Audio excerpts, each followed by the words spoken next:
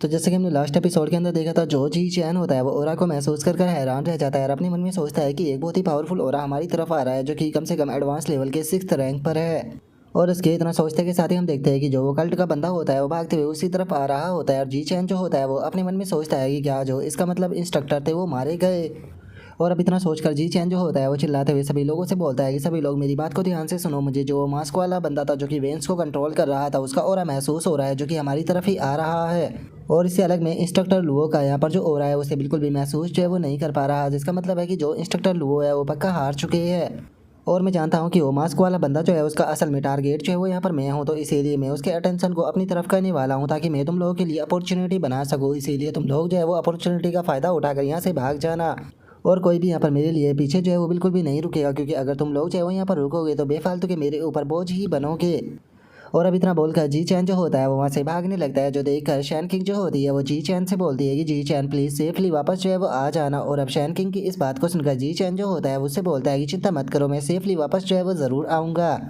जो सुनकर अब शैन किंग जो होती है वो अपने मन में सोचती है कि इस टाइम पर मैं केवल ऑर्डिनरी लेवल की 6th रैंक पर हूँ, जिसका मतलब है कि मैं यहाँ पर जी चैन की कोई भी मदद जो है वो नहीं कर सकती हूँ। अभी के टाइम पर मैं इतना ही कर सकती हूँ कि जितना हो सके उतना इस फाइट से दूर रहूँ, ताकि मैं बेफालतू के जी चैन के लिए यहाँ पर बोझ जो है वो ना बनूँ। मुझे यहाँ पर फ्यूचर में खुद को और भी इस फील्ड के साथ में पावरफुल बनाना होगा ताकि मैं उसकी ऐसी मुसीबत में काम आ सकूँ। और अब उसके इतना सोचते के साथ ही हम देखते हैं कि वो कल्ट का जो बंदा होता है वो जी चैन का पीछा जो है वो कर रहा होता है और जी चैन जो होता है वो वहाँ से भागते हुए अपने मन में सोचता है कि जैसा कि मैंने सोचा था कि इस पर्सन का टारगेट जो है वो यहाँ पर मैं हूँ, जिसका मतलब है कि बाकी के सभी लोग अब सेफ है। लेकिन यहाँ पर मुझे एक चीज़ जो है वो बिल्कुल भी समझ में जो है वो नहीं आ रही। इस पर्सन की स्पीड को देखने के बाद में ऐसा बिल्कुल भी नहीं लग रहा कि ये पर्सन जो है वो एडवांस लेवल के 6th रैंक पर है। आखिर 6th रैंक पर होने के बाद में इसकी स्पीड इतनी कम कैसे हो सकती है।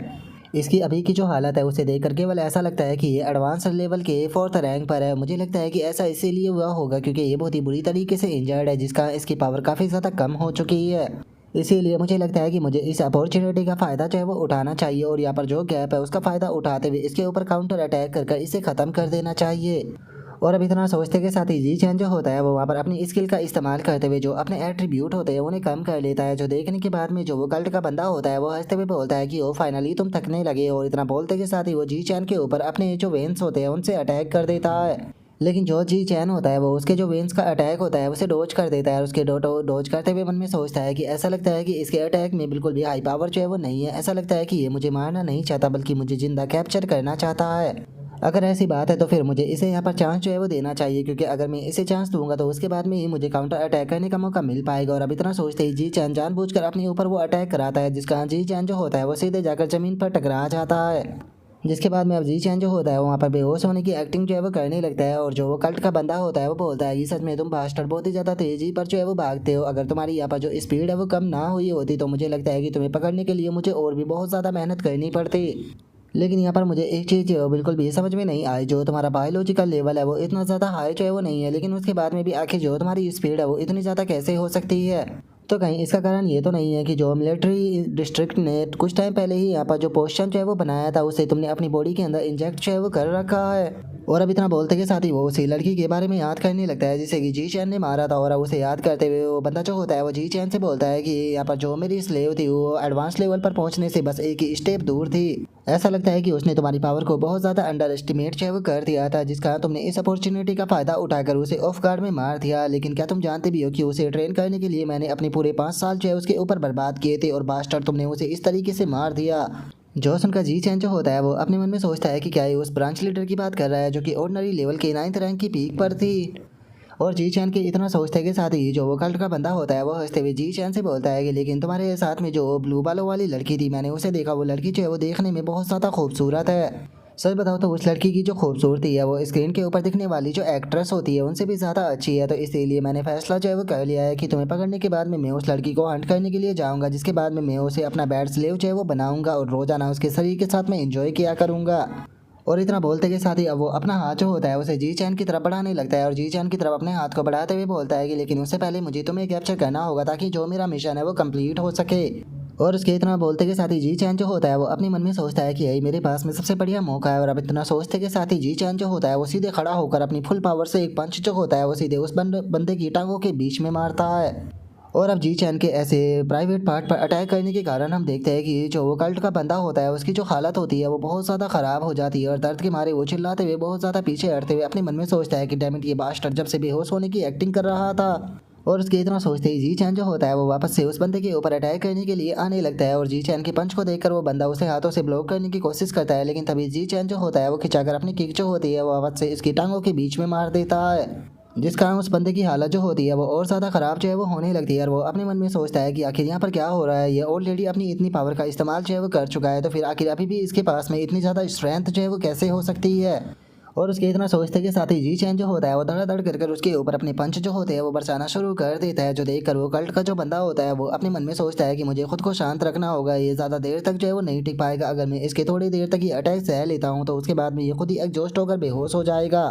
और उसके इतना सोचते के साथ ही हम देखते हैं कि जी चैन जो होता है वो उसके ऊपर पंच बरसाकर उसका भुर्ता जो होता है वो बनाने लगता है, जो देखकर वो बंदा अपने मन में सोचता है कि आखिर ये क्या हो रहा है, इसका जो क्यूआई और ब्लड है उसके एग्जॉस्ट होने के मुझे कोई भी साइन जो है वो नज़र नहीं आ रहे है, बल्कि ये तो और भी ज़्यादा पावरफुल होता जा रहा है।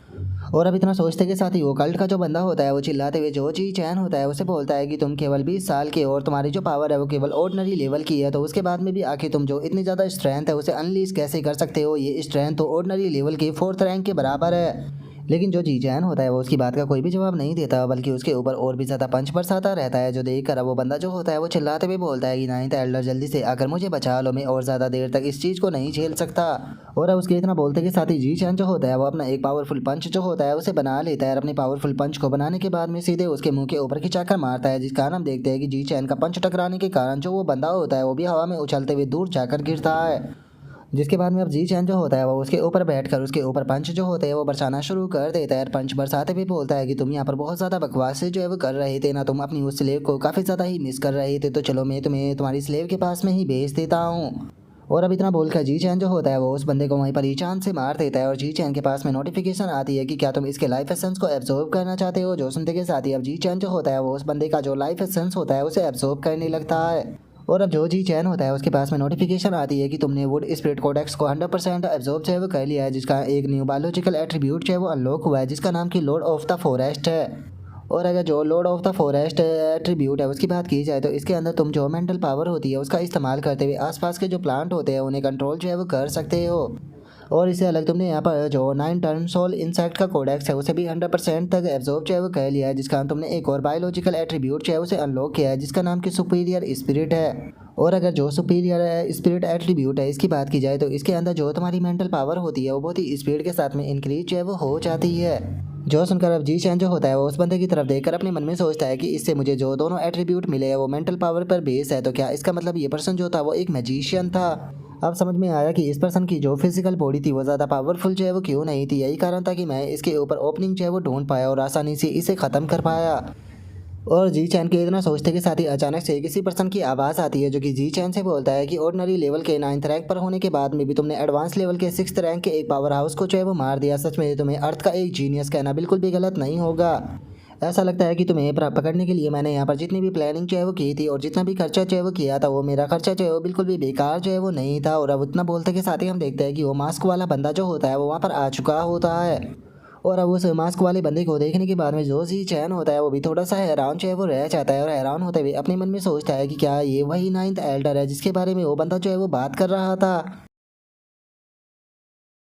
और अब जी चैन के इतना सोचते के साथ ही जो हमारा आज का एपिसोड है वो यहीं पर ही कंप्लीट जो है वो हो जाता है। तो नेक्स्ट एपिसोड के अंदर देखिए कि आगे क्या होता है। अगर आप लोगों को वीडियो अच्छी लगी हो तो लाइक करना, चैनल को सब्सक्राइब करना। मैं मिलता हूँ नेक्स्ट एपिसोड के अंदर, तब तक के लिए बाय बाय गाइस।